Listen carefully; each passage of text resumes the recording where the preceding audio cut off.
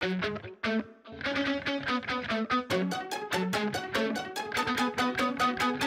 bakit po sila sumali ng lumba-lumba?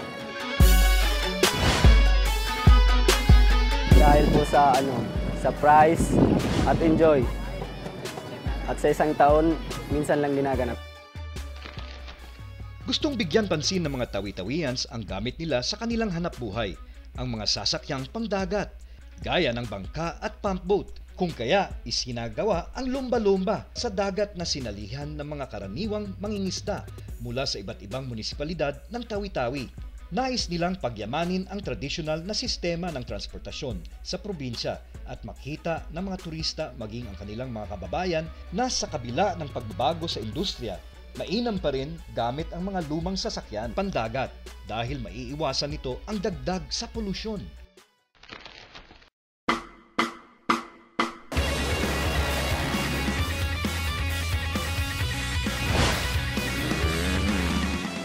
Samantala, para namang bigyang katugunan ang kahilingan ng ating mga kababayan sa Tawi-Tawi ng nakakakabang kaaliwan, nag-imbita ang lokal na gobyerno ng mga motorista galing pa sa iba't ibang panig ng bansa gaya ng Cebu, Dipolog, Davao at Zamboanga upang makipagtunggali at magpakitang gilas ng kanilang usay sa motorsiklo. Kitang-kita sa ating mga kaibigang Tawi-Tawiyans ang kasiyahan sa kabila ng mga nakakabang eksibisyon ng mga walang takot na motorista.